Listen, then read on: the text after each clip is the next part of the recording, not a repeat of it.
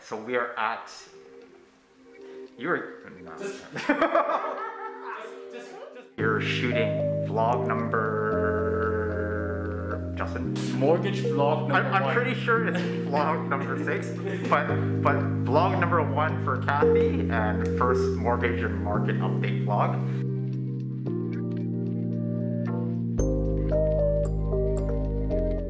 We have a special guest with us today, the infamous mortgage queen, Kathy Lien. So I'm going to start off with congratulating her on her recent sale at Condo Lake Avenue. Thank you for using EMPYR services. And I wanted to present you with this bottle of fine champagne that I hope that I get to share and drink very soon after this brief interview and vlog. Very nice, thank you. You're welcome. So how was your EMPYR experience, Kathy? It was actually amazing. Like, you guys did a wonderful job.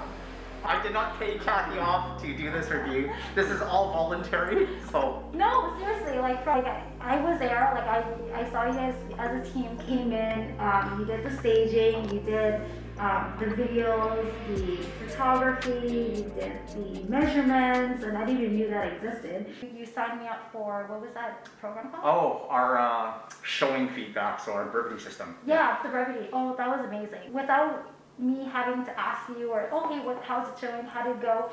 Every single day, Justin had a showing. He would update and he would say, this client showed up, what was their feedback? And we knew everything without asking. I think that was amazing.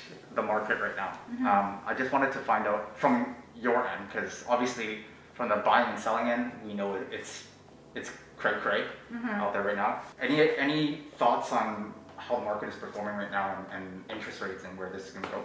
I've seen an uptick in business for sure, and a lot of people are working from home. Everybody is trying to move from a condo or something with more space into like a detached or like a townhouse, something with more space so that they can have a home office. A lot of people are trying to look for a bigger mortgage. In the past, if you're in a condo, and a lot of people were just doing maybe the one applicant, like the husband that's on title, but now they're going to have 2 people on. So qualification level is different because the price point is higher? The price point is higher. Okay. Competition? Competition. Right. If you're looking for like a condo and you're just going into a lower price point, then a lot of people are just, okay, I don't need to get a pre-approved. But if you're looking for something over $1 million and you're doing multiple offers, definitely get pre-approved.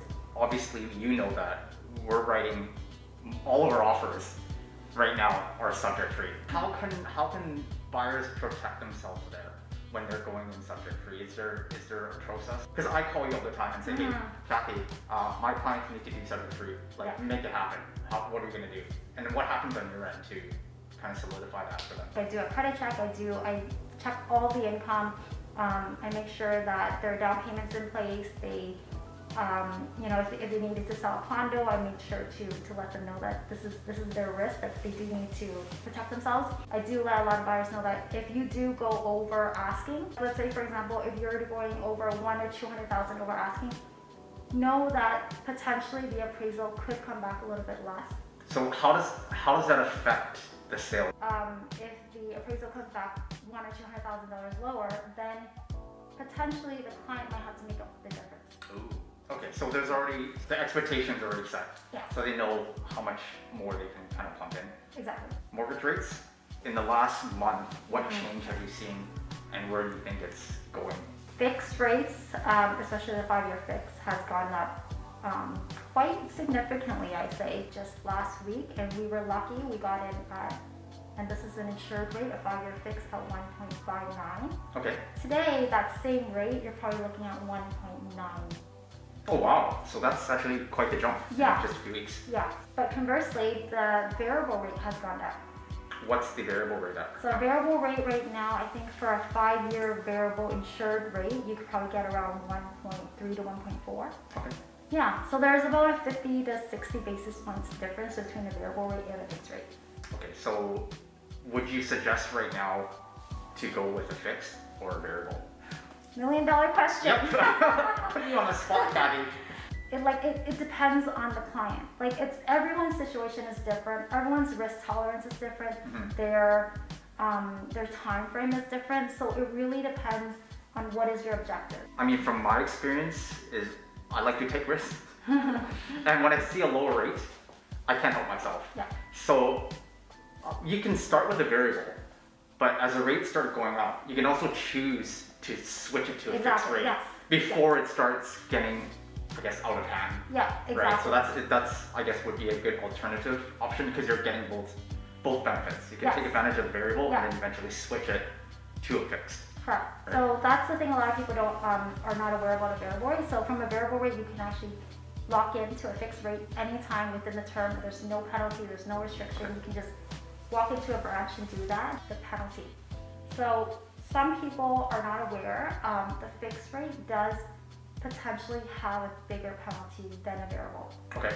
Yeah. So that's if they sell it before the 5 years is up. Is what they that sell, the penalty refinance, switch banks. Yeah. Some people 2 years down the road, they want to refinance their mortgage, they get hit with a huge penalty. Okay. With a variable, the maximum penalty is just 3 months interest. Okay. Whereas with a fixed rate, it's the greater of 3 months interest or IRD. Oh, wow. Okay. IRD is called interest rate differential. Okay. It's a little bit hard to explain because there's this whole math you have to calculate. That's okay. Let's say, for example, if you're an investor. Right. And you're planning to potentially hold it for, you don't know when, but maybe 2 to 3 years, I'd say go for a variable. Right. Because right now, a lot of the Bank of Canada is saying that they would not touch the prime rate till at least 2023. Okay. So that's at least, you know that you're going to be safe for about 2 years, rates are not going to go up. If it goes up, right.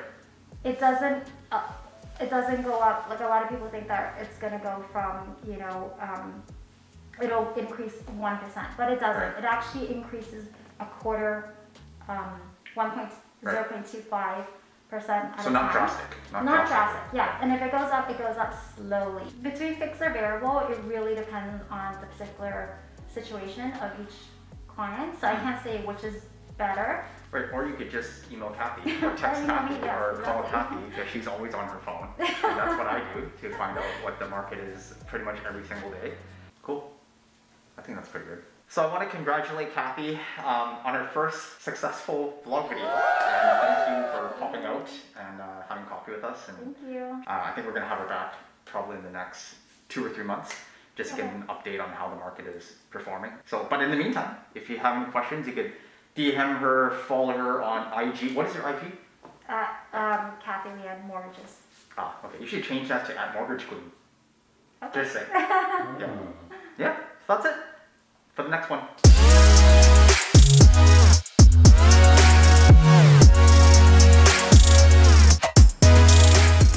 Kathy, would you mind stepping up to the step? Wow. Okay, that was really fake. Wow. That was bloody horrible. What is this? What is this? Wow.